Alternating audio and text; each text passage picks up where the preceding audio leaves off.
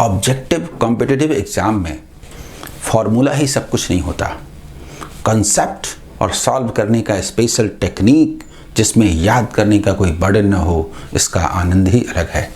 मैं अपने YouTube channel अमर sir पर IBPS, RRB, PO और क्लर्क के लिए स्पेशल प्रिपरेशन कराने जा रहा हूँ, इंग्लिश और हिंदी दोनों भाषाओं में, जो पूरी तरह से फ्री है।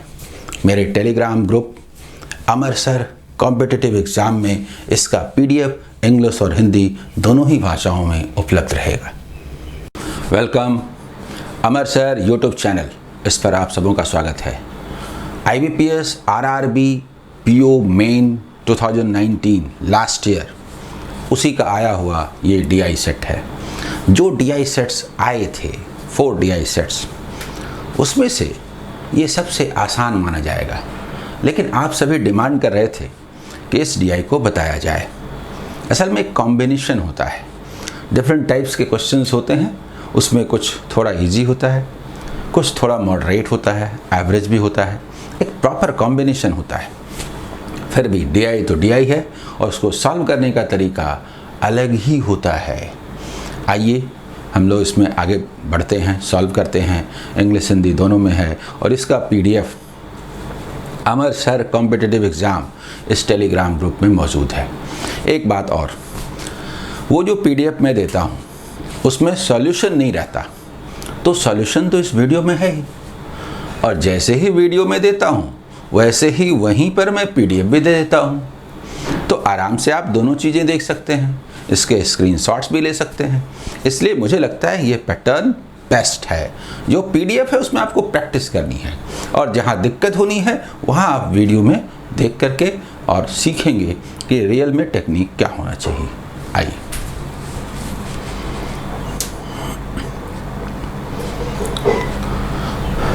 www.amarsir.in, इस पर लाइव क्लासेस चलते हैं। जो लाइव क्लासेस पसंद करते हैं उसमें इंटरेक्शन होता है, उसका अपना महत्व है, उनके लिए है। लेकिन YouTube पर मैं पूरी सीरीज़ चला रहा हूँ, और IBPS, RRB, PO के लिए जो मुझे फॉलो करेंगे YouTube पर, उनको सफिशिएंट मटेरियल भी मिलेगा और उनका रिज़ल्ट ज़रूर आएगा। किसी तरह के किसी कोर्स की आवश्यकता नहीं है, ये मैं बार बार कहता हूँ। देखिए, इंग्लिश और हिंदी दोनों में है। देखिए, सबसे पहले हिंदी में है, देख लीजिए जो हिंदी मीडियम के स्टूडेंट्स हैं।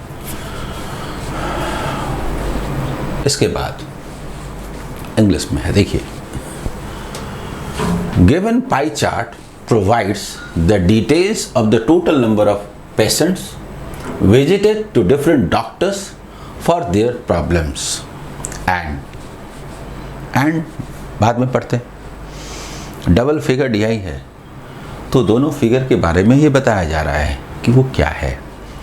तो पाई डायग्राम के बारे में बताया गया कि जो डिफरेंट डॉक्टर्स हैं, जो दिख रहा है हमें 5 डॉक्टर्स ABCDE, वो जो डिफरेंट पेशेंट्स उनके पास आते हैं उनके बारे में, उनके नंबर के बारे में इंफॉर्मेशन है। बिना आगे बढ़े हुए एक बात तय है कि टोटल पेशेंट 400 है और उसका ये परसेंटेज है।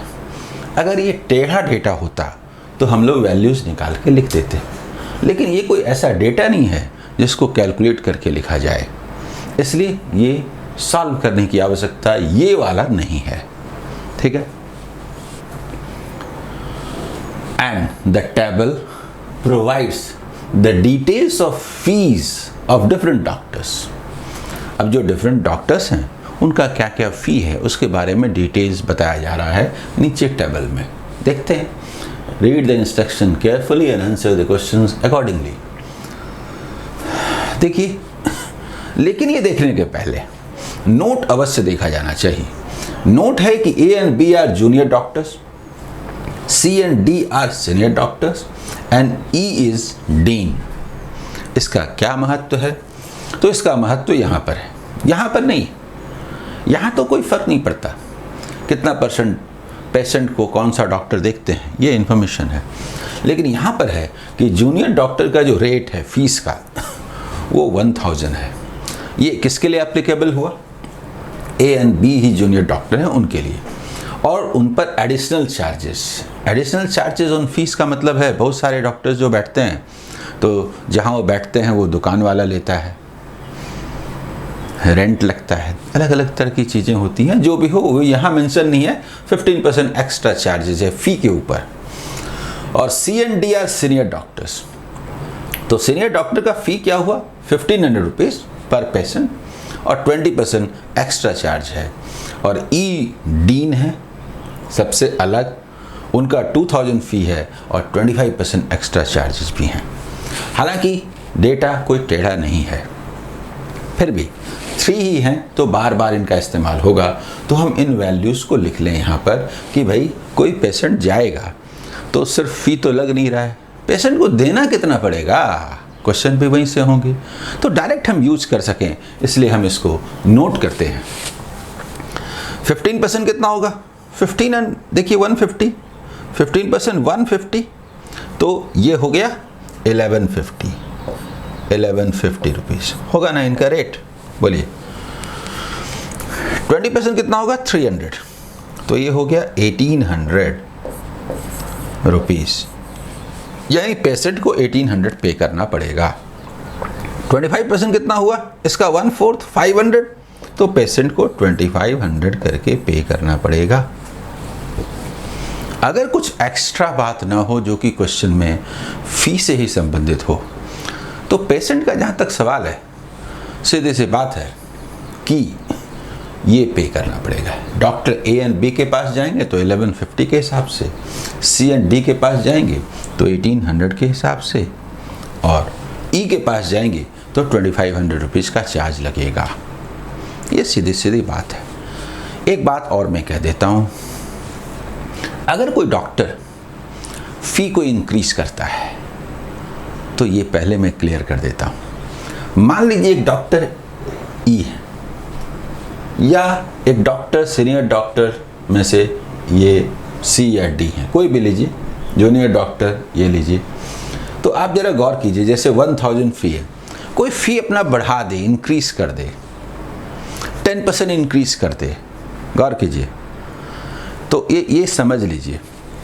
तो आप ऐसा करते हैं कि फ़ी को 10% इंक्रीज किया, यानी ये 1000 है तो इसको पहले 10% इंक्रीज किया, मान लीजिए, तो ये हो गया 1100, और उसके बाद जो नया फ़ी होगा उस पर लगेगा 15%। जल्दी बोलिए। तो कई स्टूडेंट्स को ये प्रॉब्लम होता है कि ऐसे तो बड़ा प्रॉब्लम होगा, फिर ये लिखने से फ़ायदा क्या है, बताता हूँ। 15% कितना हुआ, 10% कितना है 110, 5% कितना हुआ इसका हाफ 55, तो 15% कितना हुआ 165। बोलिए होगा कि नहीं। तो जो नया फ़ी हो जाएगा मैं बताता हूँ 1265 होगा ना। तो उनको लगता है कि फिर से निकालना पड़ेगा, नहीं, इन दोनों के चेंज करने से कोई फर्क नहीं पड़ता। 10 को यहाँ लिखिए, 15 को यहाँ लिखिए, डजंट मैटर। यानी हमें मालूम है 1150, हम पहले 15% ही बढ़ा दें। गौर कीजिए, गौर कीजिए, तो वो तो ऑलरेडी बढ़ा हुआ लिखा हुआ है, और फिर उसके बाद 10% करें, क्या फर्क पड़ता है, क्या फर्क पड़ता है। ये बहुत इंपॉर्टेंट बात है, इस बात को आप समझ लें। इसलिए कोई फ़ी को इंक्रीज करे तो हमको परेशान नहीं होना है कि भाई फ़ी को फिर नया फ़ी निकाल के फिर वहाँ से ये एक्स्ट्रा ऐड करना पड़ेगा। नो, अगर फ़ी में चेंज होता है सीधा यहाँ चेंज कीजिए। यही एक ट्विस्ट था जो इस DI सेट में था, ये मैंने क्लियर कर दिया, ठीक है।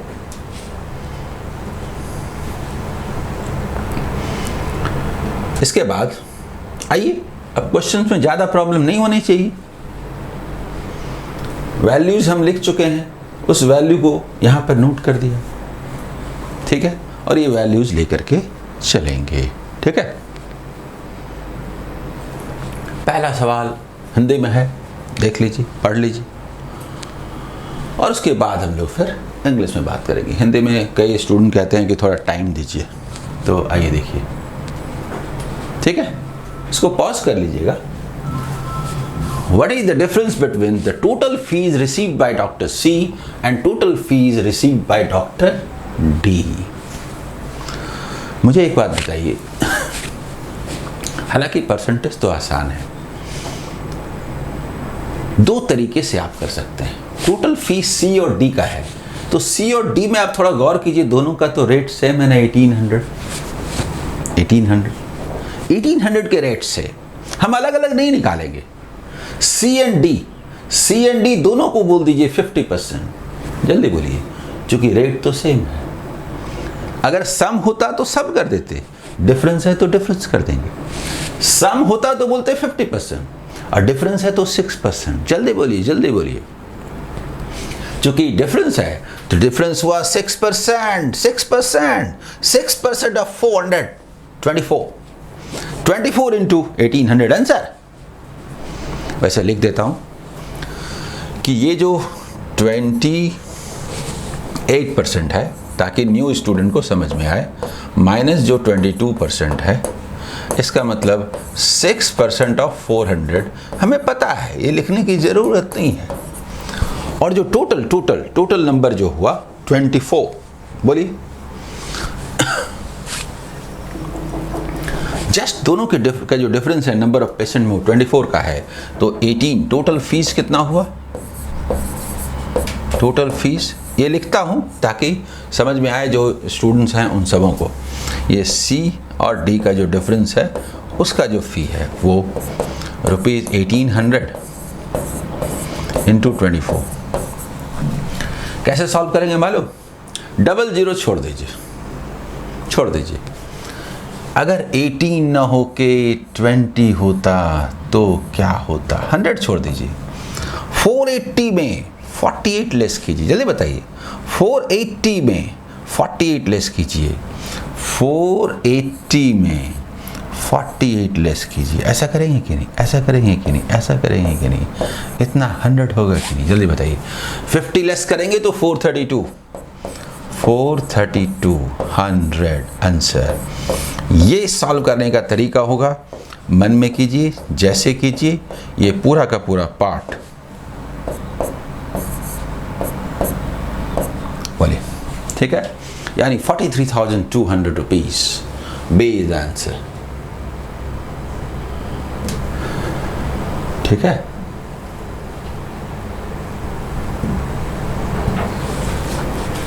इसके बाद आइए नेक्स्ट। हिंदी में पहले देख लीजिए क्वेश्चन को, फिर हम लोग आगे बढ़ेंगे, ठीक है भाई? देखिए, find the respective ratio of total fees received bye ratio by doctor A from all it's patients to the total fees received by Dr. E from all its patients। Number निकालने की क्या ज़रूरत है, हमें तो रेशियो निकालना है। एक बात यह है कि A है और यहाँ पर E है, तो दोनों के रेट्स अलग अलग हैं। A का जो रेट है फ़ी का 1150 है। देखिए A और E के बारे में बात हो रही है, ठीक है? A का 1150 है और E का रेट 2500 है। सुनिए, देखिए A कितने पेशेंट को देखता है, तो ये 25% ऑफ 400 जरूरत नहीं है, ओनली 25% लिखिए ना, इस टू E 15%, बस ये परसेंट कुछ जरूरत नहीं है, cancel.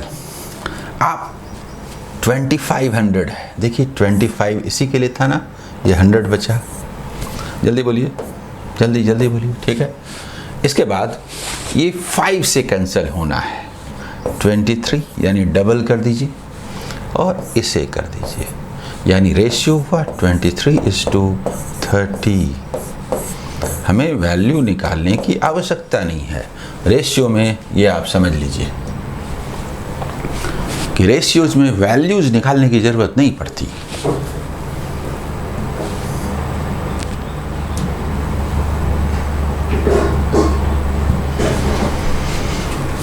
Next, third number, Hindi में देखिए, पढ़ लीजिए,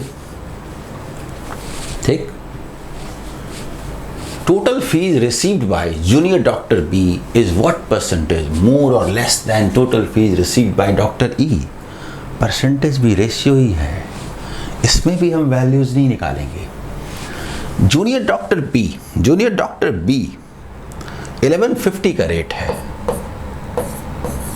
ठीक है। और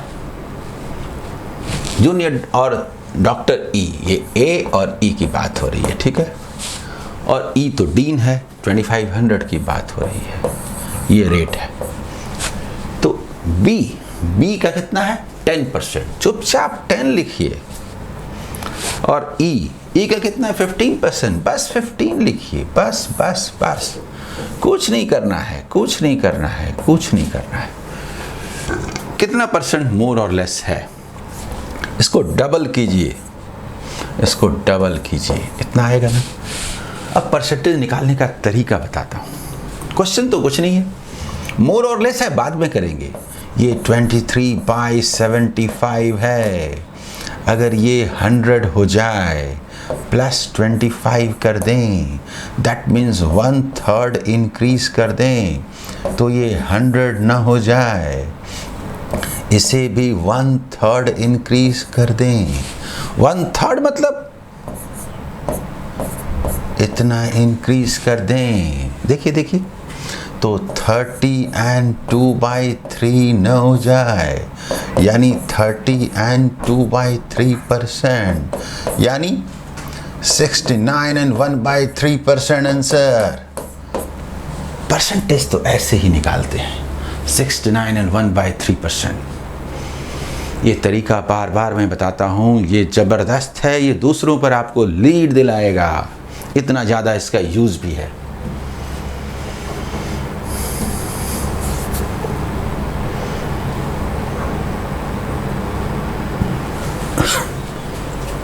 इसके बाद आइए हिंदी में पहले क्वेश्चन देख लीजिए, 4th नंबर देख लिया आपने। इंग्लिश में, if the Dr. E's fee is increased by 15% from the current fees, then find the total fees received by Dr. E when the fees is increased in rupees। ये बात आपको समझ में आई, मैंने पहले ही जिक्र किया था। क्वेश्चन ये कहता है कि ये जो ई के लिए जो बात हो रही है, क्वेश्चन कहता है कि जो डॉक्टर की फी है 2000,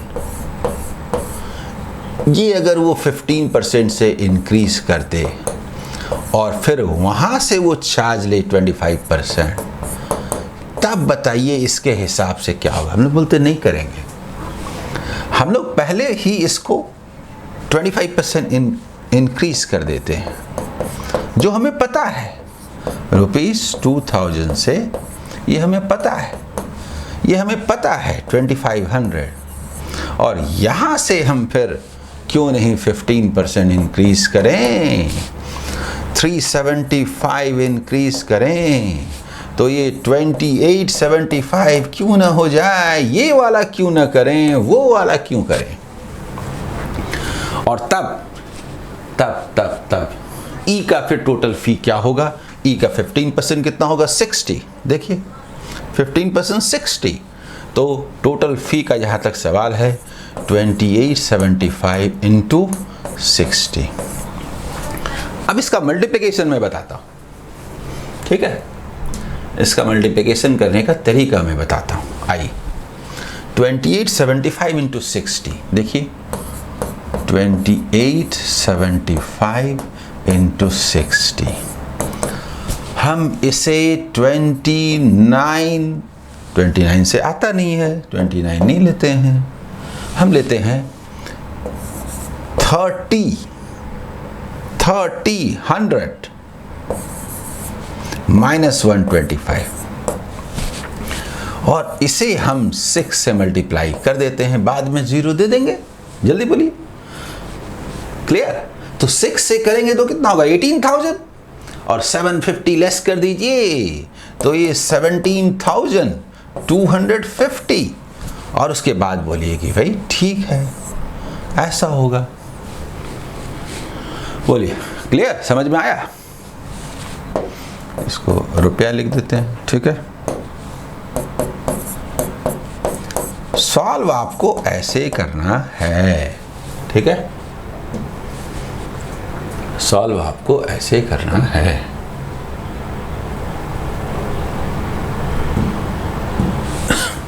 इसके बाद इसका लास्ट क्वेश्चन हिंदी में पहले देख लीजिए। पढ़ लिया आपने?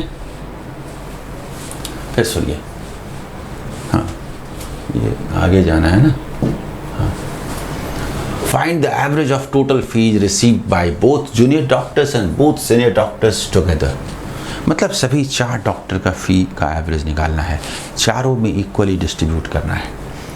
लेकिन उसमें एक फ़ायदा ये है कि दोनों जूनियर दोनों सीनियर है, तो कैलकुलेशन में इजी है।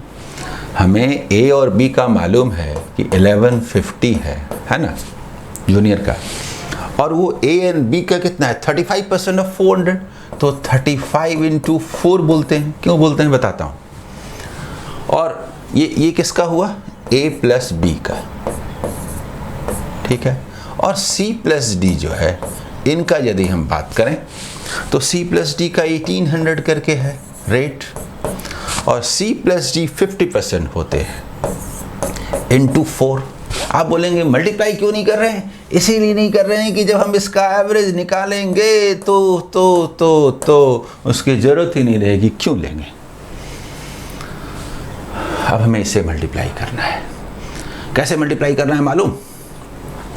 5 एट द यूनिट प्लेस, पता है ना आपको, 5 एट द यूनिट प्लेस। 11 और 3 का डिफरेंस 8 माने 400। 12 3 जा बोले 36 and 4 36 and 4 40 125। 5 at the unit place याद है? 35 इंटू 35 इंटू 35 इंटू 115 याद है? इसको 1 इंक्रीज करते हैं 12, डिफरेंस इज 8 यानी 400, 36 एंड 4 40 125। बेसिक कैलकुलेशन में मैंने बार बार बताया है, देख लीजिएगा मेरे प्लेलिस्ट में जा कर के। और ये तो तय है कि ये 90,000, ये 90,000, तो कुल मिला के 1,30,250 ये आंसर। बोलिए 1,30,250 इज द आंसर।